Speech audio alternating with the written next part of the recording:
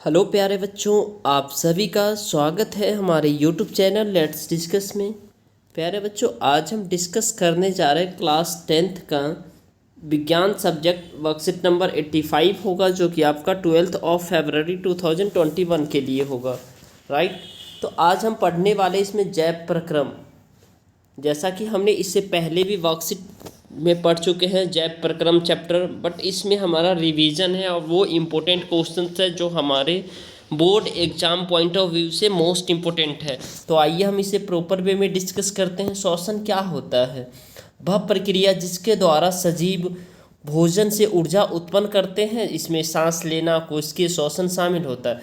यानी कि श्वसन एक तरीके का ऊर्जा है, एक काइंड ऑफ ऊर्जा है जिससे सांस लेते हैं। कोशिका श्वसन शामिल होता है इसमें। अब देखिए, श्वसन मुख्यतः दो प्रकार के होते हैं, वायवीय श्वसन और अवायवीय श्वसन। वायवीय और अवायवीय श्वसन क्या होता है? चलिए, ऑक्सीजन की उपस्थिति में होता है वायवीय श्वसन, यानी वायवीय श्वसन के लिए ऑक्सीजन ज़रूरत होती है, जबकि अवायवीय श्वसन में ऑक्सीजन की अनुपस्थिति, ऑक्सीजन की ज़रूरत नहीं होती है। ठीक है। वायवीय श्वसन हमेशा माइटोकॉन्ड्रिया में होता है, जिसे माइटोकॉन्ड्रिया का पावर हाउस भी कहा जाता है, यानी बिजली घर कहा जाता है इंसान के जो। ठीक है। तो अंतिम उत्पाद जो है ये कार्बन डाइऑक्साइड जल के रूप में होता है। ग्लूकोज का पूर्ण चयन कार्बन डाइऑक्साइड जल और ऊर्जा के रूप में होता है। किसमें? वायवीय श्वसन में। जबकि यही अवायवीय श्वसन में क्या होता है? कोशिका द्रव और विशेषकर ईस्ट कोशिका में होता है, जबकि अंतिम उत्पाद जो है ना अल्कोहल या लैक्टिक एसिड यानी अम्ल ग्लूकोज का होता है। अपूर्ण उपचयन जो होता है, जिसमें इथेनॉल, लैक्टिक अम्ल या कार्बन डाइऑक्साइड ऊर्जा उन्मुक्त होती है। ठीक है। अब देखिए, इसमें ग्लूकोज कोशिका द्रव्य में पाइरूवेट और ऊर्जा में परिवर्तित होता है, और पाइरूवेट अब निम्न रूप में परिवर्तित होता है। किसमें? पाइरूवेट ऑक्सीजन की उपस्थिति में माइटोकॉन्ड्रिया में परिवर्तित हो जाता है, जिसमें कार्बन डाइऑक्साइड और वाटर और प्लस ऊर्जा की जो है ना उसमें क्या होता है, मतलब बनता है। ठीक है। और पाइरूवेट क्या होता है? ईस्ट में ऑक्सीजन की अनुपस्थिति में होता है, और यह इथेनॉल और कार्बन डाइऑक्साइड प्लस ऊर्जा बनता है इसमें।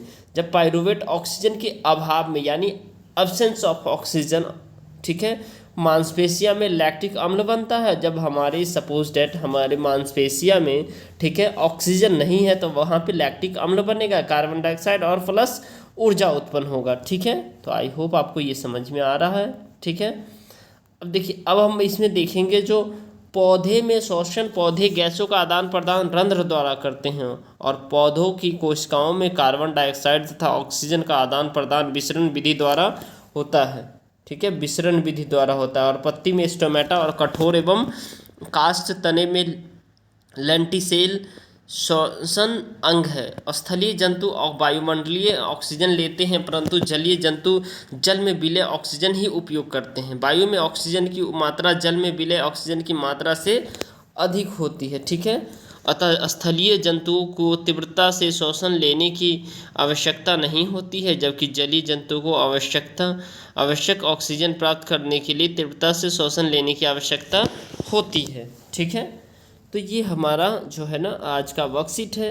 अब देखिए, इसमें कुछ क्वेश्चंस है, इस सभी क्वेश्चंस का हम आंसर देखेंगे एक एक करके। ठीक है।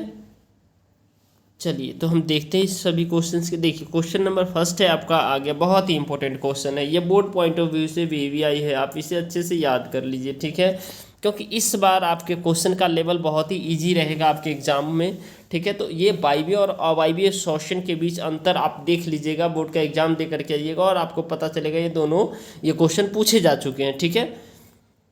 तो वायवीय और अवायवीय श्वसन के बीच अंतर क्या होता है? तो यह ऑक्सीजन की उपस्थिति में होता है, ऑक्सीजन की अनुपस्थिति में होता है, माइटोकॉन्ड्रिया में होता है वायवीय, और ये कोशिका द्रव और विशेषकर ईस्ट कोशिका में होता है। वायवीय श्वसन ऑक्सीजन में कार्बन डाइऑक्साइड जल का जो है ना मतलब क्या होता है, उत्पाद करता है, जबकि अवायवीय श्वसन अल्कोहल लैक्टिक अम्ल का करता है।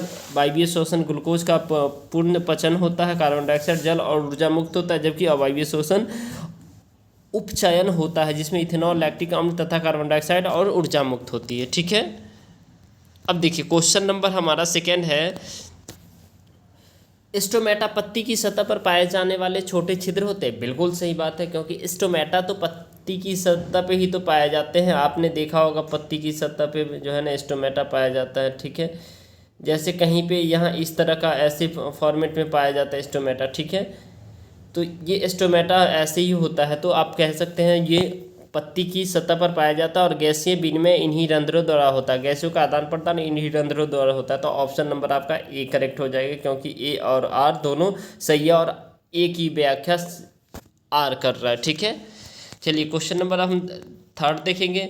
पायरुवेट के विखंडन से यह कार्बन डाइऑक्साइड जल तथा ऊर्जा देता है और यह क्रिया होती है, तो यह सीधा सा माइटोकॉन्ड्रिया होता है। यह कौन सा प्रोसेस है आपका? माइटोकॉन्ड्रिया होता है। बहुत ही आसान सा आंसर है इसका। क्वेश्चन नंबर आपका जो है ना फोर्थ है, ग्लूकोज के ऑक्सीजन से भिन्न जीवों में ऊर्जा प्राप्त करने के लिए विभिन्न पथ क्या है? तो ये पथ आपको याद कर लेना अच्छे से, ये बहुत इंपॉर्टेंट है, ठीक है। तो इसको आप अच्छे से नोट डाउन कर लीजिए, राइट। आपको दिख रहा होगा अच्छे से। चलिए अब नेक्स्ट क्वेश्चन देखते हैं। श्वसन के लिए ऑक्सीजन प्राप्त करने की दिशा में एक जलीय जीव की अपेक्षा स्थलीय जीव किस प्रकार लाभप्रद है? तो देखिए, जलीय जीव जल में घुली ऑक्सीजन को विभिन्न अंगों द्वारा ग्रहण करके श्वसन की क्रिया करते हैं। जल में विलय ऑक्सीजन की मात्रा वायु में ऑक्सीजन की मात्रा की तुलना में बहुत कम है, इसीलिए जलीय जीवों की श्वास दर स्थलीय जीवों की अपेक्षा द्रुत होती है। इसके विपरीत स्थलीय जीवों की श्वसन की क्रिया आसान तथा धीरे धीरे होती है, ठीक है दोस्तों। अगर आपको ये वीडियो पसंद आ रहा है तो इस वीडियो को आप लाइक कर सकते हैं, हमारे चैनल को सब्सक्राइब कर सकते हैं और अपने दोस्तों तक शेयर कीजिए ताकि उन्हें भी इस वर्कशीट का लाभ मिल पाए। Okay friends, thank you, thanks a lot for watching.